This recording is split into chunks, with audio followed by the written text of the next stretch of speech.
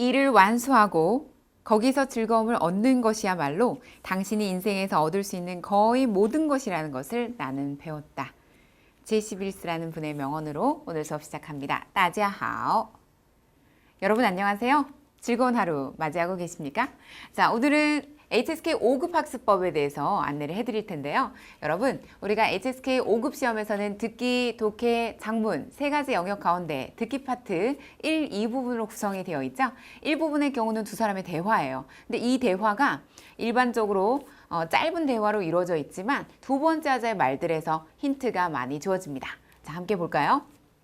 他工作挺勤快的，但是出了问题，他总是找借口推卸责任。 핵심은 두 번째 하자의 끝부분에서 나왔는데요. 그는 늘 핑계를 대고 책임을 전가한다. 이런 내용이 나오죠. 여기서 推卸责任, 요 핵심어 동사구가 관건이었네요. 이 내용 가지고 우리가 알 수 있는 것은요. 그는 책임감이 없다. 자, 바로 他没有责任感. 항상 핵심어가요. 동사구로 들려줬을 때는 이렇게 부정형의 부사가 나오는 경우도 있고 그렇지 않은 경우도 있는데요. 일반적으로 우리가 보기 분석을 미리 하는 것이 유리합니다. 자, 팁을 드리죠. 보기 먼저 읽고 문제를 유형을 유추하는데 문제 유형을 유추할 때는요. 이게 장소를 묻는 문제인지 아니면 시간을 묻는 건지 소속, 범위를 묻는 것인지 아니면 두 사람의 관계를 묻는 것인지 보기를 보시면 미리 유추 가능합니다. 자, 그리고 두 번째 사람의 대답에 집중하는데 여러분 첫 타자의 첫 마디에서 거의 첫 타자의 첫 마디의 끝부분과 두 번째 하자의 대답 부분에 말하자면 두 번째 하자가 맞아 혹은 아니야, 说的是 맞아 이런 뜻이죠. 이런 내용들에 우리가 주목할 필요가 있습니다. 오늘도 마찬가지였죠. 推卸责任이라는 핵심어가 관건이었습니다. 다음은 듣기 파트 1부분에 대한 팁 세 번째 사항인데요. 전환관계 접속사 굉장히 중요하죠. 전환관계 但,但是,可,可是,不过,然而 등이 들려지면 앞의 내용과 상반된 내용이기 때문에 자, 우리가 요 전환관계 접속사, 뒷절 접속사를 잘 들어야 되겠고요. 접속사 뒤에 답이 나올 확률이 높기 때문에 이 접속사 부분은 귀를 쫑긋 세우고서 그 뒷내용에 들린 것을 근거로 답을 골라주시면 됩니다. 자, 다음은 듣기 영역 2부분에 대한 구성이에요. 이 부분은 1부분에 비해서 두 사람의 대화가 좀 더 길어지고 복잡해집니다. 예를 들면 明天郊游一起去吧. 我得考虑考虑. 자, 考虑考虑는 고려해보다, 생각해보다라는 뜻으로 간다는 뜻일까요? 안 간다는 뜻일까요? 네, 不知道, 모른다는 뜻이에요. 아직 모르겠어요. 그래서 考虑考虑,研究研究 이런 내용은 상대방에게 답을 유보하는 형태이기 때문에 끝까지 들어봐도 소용이 없습니다. 잘 모르겠다는 얘기예요. 不知道가 답이 됩니다. 이와 같이 듣기 영역 2부분 구성은요. 두 사람의 대화가 좀 더 복잡 다단해집니다.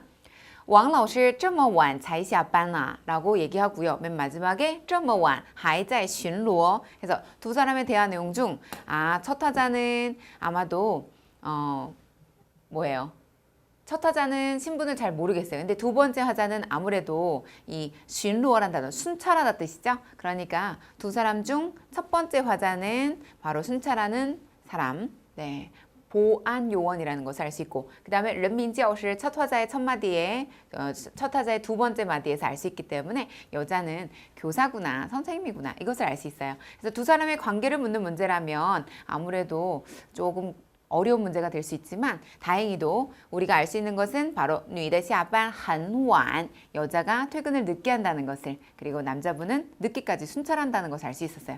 이렇게 문제를 통해서 우리가 듣기 영역 이 부분은 두 사람의 대화 내용 중에서 내가 모르는 단어도 나올 수 있구나 라는 것을 미리 알 수 있었습니다.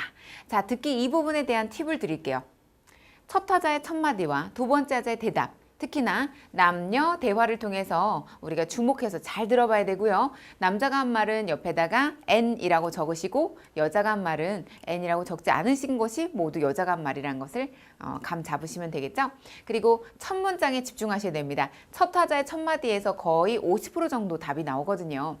또 장지문의 경우는 문제 번호를 여러분들이 잘 듣고 표시하셔야 되는데요. 특히나 30번대 이후로 예를 들어 39번에서부터 41번까지인지 아니면 42번에서부터 43번까지 두 문제만 국한된 문제인지 이렇게 해서 장문 듣기의 경우는 몇 번에서 몇 번까지인지 들을 때 집중해서 듣고 표시해 놓으셔야 됩니다.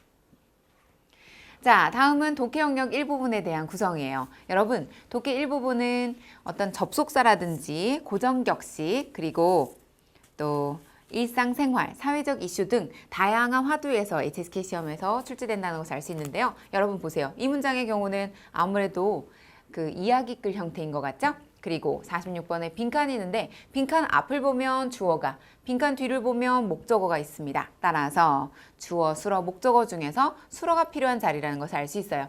4개의 보기 가운데 가장 적합한 것은 그들은 농부를 발견했겠죠? 따라서 파시엔을 답으로 떠올릴 수 있는데요. 이와 같이 HSK 독해 영역 5급 독해 일부분은 어법, 품사적으로 접근해야 됩니다. 자, 팁을 드리죠. 일부분에 대한 팁, 수어와 목적어의 호응관계 및 고정격식 그리고 접속사에 대한 그 고정격식과 호응관계가 대단히 중요하고요. 전체적인 흐름과 앞뒤 문맥에 대한 파악 역시 중요한 요소입니다. 평소 우리가 학습할 때도 주어, 수어, 목적어 별로 의미를 두지 않고 그냥 읽는 것이 아니라 주, 술, 목이 여기에 있고 그 다음에 수어의 형태가 긍정형으로 끝났는지 아니면 부정형으로 끝났는지 수식을 해주는 부사어에는 어떤 것들이 있는지 좀 눈여겨보시고요. 중급 이상자분들은 읽을 때 반드시 소리내서 읽고 하루에 30분 이상은 낭독하시라고 제가 말씀드린 바 있죠? 네, 그 학습법 그대로 따라오신다면 무난히 HSK 5급 시험에서도 고득점을 합격하시리라 저는 확신합니다. 이 밖에도 저는 현장 강의나 혹은 인강을 통해서 여러분들 HSK 5급 합격 그리고 고득점을 위해서 열심히 안내해드리고 있는데요. 기본서 그리고 문제풀이 교재 등 본인의 수준에 맞게 또 HSK 기간별 학습법에 맞게끔 여러분들이 선정하셔서 수업을 들으시면 됩니다. 자, 다음은 독해 영역 2부분입니다. 독해 2부분은 최근 설명문이 대세예요. 설명문의 형태 중에서 우리가 일반적으로 뭐 오전에 일찍 일어나서 운동하는 것은 어떻고 그 다음에 식습관은 어떻고 아이들을 교육시킬 때는 음악은 어떤 요소고 그 다음에 건강을 유지하기 위해서 어떤 방법이 중요하고 이런 내용들이 HSK 시험에서 주요 화두로 나오고 있거든요. 자, 이 문장의 경우는 중간 부분에서 早饭在三餐中是最重要的 아침 식사는 세끼 식사 가운데 가장 중요하다고 했죠. 이게 핵심이에요. 그리고 HSK 시험에서 출제자들이 좋아하는 단어가 바로 最입니다. 最 또는 尤其, 特别 같은 단어가 나오면 거의 답인 문장이라고 볼 수 있어요. 그래서 답안 ABCD 중에서 세끼 식사 가운데 아침 식사가 가장 중요함을 나타내는 B 답안이 정답임을 알 수 있는 독해 영역 이 부분의 구성이었고요. 이 부분은 문제 풀 때나 평소 학습하실 때 보기를 먼저 읽고서 본문 내용을 그 다음에 보시는 것이 바람직하고요. 보기 먼저 읽을 때도 핵심어에다가 동그라미 표시한 다음에 본문에서 그대로 찾아주시면 문제를 좀 빨리 풀 수 있습니다. 자, 그리고 지문과 보기가 일치하는지를 대조해 보셔야 되는데요. 손가락을 활용하시거나 손바닥을 활용해서 가리면서 보시는 것도 효과적입니다. 다음은 독해 영역 3부분이에요. 여러분, 독해 3부분은 지문 길이가 점점 길어지는 추세고 또 HSK 시험 지정 단어 2,500개 이상의 단어가 HSK 5급 독해 3부분에서 출제되고 있습니다. 따라서 이 난이도를 따라잡으려면 평소 단어량도 단어량이지만 다양한 문장을 접하면서 신변 잡기, 일상생활에 관련된 지문은 물론이거니와 설명문과 논설문의 형태도 두루두루 접해보시면 큰 도움이 됩니다. 저는 HSK 시험뿐만 아니라 이 기출문제 변형 형태에서도 수업 시간 중에 틈틈이 시험에선 이런 단어가 나왔다. 이건 2,500개 이상의 단어다. 6급에서 나올 만한 그런 단어인데 5급 시험에 출제되고 있다라는 것을 계속 지속적으로 팁으로 알려드리고 있습니다. 보세요. 他认为经营管理人员的全部职责就是动员员工来振兴公司. 자, 그래서 이 내용 가지고서 아이오코카라는 분의 그 어떤 100만 달러로 월급을 받았던 연봉에서 연봉에서 1,000달러로 본인의 연봉을 떨어뜨린 이유는 바로 조금 전 노란색 글씨 부분에 있었었죠? 为了动员员工来振兴公司라는 답은 D가 됩니다. 독해 영역 3부분, 조금은 어려운 서사문 형태라든지 혹은 설명문 그리고 각종 논설문 형태가 출제되고 있기 때문에 다양한 상식을 가질수록 도움이 되고요. 자, 그래서 우리 평소에 우리 독해 영역 1, 2부분과 마찬가지로 보기를 먼저 읽고 지문의 내용에 필요한 부분, 정보를 빠르게 흡수하신 다음에 그 다음에 답을 골라내시면 되고요. 또 질문의 핵심을 파악하고 관련된 내용을 습득하셔야 되는데 질문에서는 요구하지 않았는데요. 질문에 있다고 무조건 답을 고르시면 안 되겠죠. 어떤 분들은 답을 고를 때 이게 답이었으면 좋겠어 라는 심리로 고르신대요. 위험합니다. 네, 그렇게 고르시면 안 되겠죠. 자, 이상으로 해서 독해 영역 3부분에 대한 팁 1, 2였습니다. 다음은 장문, 쓰기 파트예요. 우리가 쓰기 영역에서는요. 제시어가 4개 또는 5개예요. 근데 91번의 경우는 보통 4개인데 오늘은 준비된 것이 5개의 어휘로 구성이 되어 있습니다. 잘 보세요. 뼈대를 먼저 세우셔야겠죠? 주어, 수어, 목적어 찾아보세요. 주어는 你, 수어는 回. 네, 방향부호 来까지 해서 你回来了. 그죠? 하지만 이 문장 전체는 주술 목이라고 볼 수 있을 만한 문장이 아니에요. 이거는 이 형태는요. 조금 예외적인 관용적 형태인데요. 或许还不知道你回来了吧라는 문장이에요. 어쩌면 네가 아직 돌아왔는지를 모를 거야. 누가? 대상 안 나와 있어요. 이러한 어려운 형태 역시 HSK 시험에서 출제될 수 있는데요. 어쩌면서부터 还不까지가 모두 부사어고 知道가 수어고 뒷부분은 목적어예요. 문장 목적어라고 해서. 그래서 이렇게 복잡 다단한 관용적 표현으로 나와 있는 쓰기 영역도 있고요. 그냥 눈에 딱 띄는 주술 목으로 구성된 문장들도 있는데 우리는 수업 시간 중에 다양한 문장을 통해서 주어, 수어, 목적어 뼈대 세우고 그 다음에 살 붙이는 연습을 합니다. 자, 쓰기 학습법 또한 먼저 뼈대부터 세워주셔야 돼요. 주어, 수어, 목적어를 먼저 찾은 뒤에 뼈대 세워서 중심을 잡고 그 다음에 관용어, 부사어, 보어 등 기타 성분들을 찾으셔서 수식, 피수식 구조를 만들어주시고 그 다음에 어순에 맞게끔 재배열한 다음에 그 다음에 해석해 보셔야 돼요. 해석으로 마무리하셔야 돼요. 이것이 바로 쓰기 제1부분에 대한 문제풀이 및 학습법입니다. 다음은 쓰기 제2부분인데요. 여러분, 만약에 그림에서 또는 글자에서 우리가 모르는 단어가 나왔거나 모르는 그림, 이해가 안 되는 부분이 있을 때 융통성도 발휘하셔야 됩니다. 자, 일단 제시어가 5개가 있습니다. 家人, 가족, 自从, 뭐뭐한 이후로, 年中, 年中은요, 연말에 그 어떤 보너스, 혹은 연말, 이런 뜻으로서 年中이란 단어를 쓸 수 있겠고요. 우리가 보너스란 단어는 장진이란 단어가 있는데 年中奖金 혹은年中 자체가 그냥 연말이라는 뜻을 가지고 있기 때문에 年中이란 단어를 그렇게 연말이라는 시간사로 쓸 수도 있겠고 困难은 어려움 혹은 어렵다라는 뜻의 형용사겸 명사고요. 맨 마지막에 开始는 동사입니다. 그러면 이 단어들 중에서 내가 困难을 모른다 또는 年中을 모른다 또 自从의 용법을 모른다 할 경우에는 때에 따라서는 4개, 5개를 다 모를 수도 있지만 그러면 최악이고요. 평소에 주어진 단어, 제시어들을 읽을 수 있고 뜻을 알아야 되는 것이 첫 번째 관문이고 그 다음에 두 번째로는 이 단어들을 가지고서 뼈대 세우셔야 됩니다. 아까 쓰기 1부분에서 뼈대 세운 다음에 살 붙여서 문장 만들었었죠. 마찬가지로 쓰기 1부분에서도 자, 쓰기 2부분의 99번 형태에서도 단어 5개 중에서 뜻, 품사 그리고 그것에 걸맞게 문장을 만드시면 돼요. 80자의 문장으로 완성하시면 돼요. 다음은 자, 여자분이 지휘봉 하나를 가지고서 그래프를 분석하고 있어요. 이런 유형이 바로 쓰기 2부분인데요. 우리가 쓰기 1부분이든 2부분이든 간에 팁을 좀 드리자면 1부분에서는 단어량을 충분히 확보하셔야 됩니다. 주어, 수어, 목적어 가운데 이 단어가 어떻게 쓰일 수 있을까? 예를 들어 家人이란 단어가 아까 1부분에 있었죠.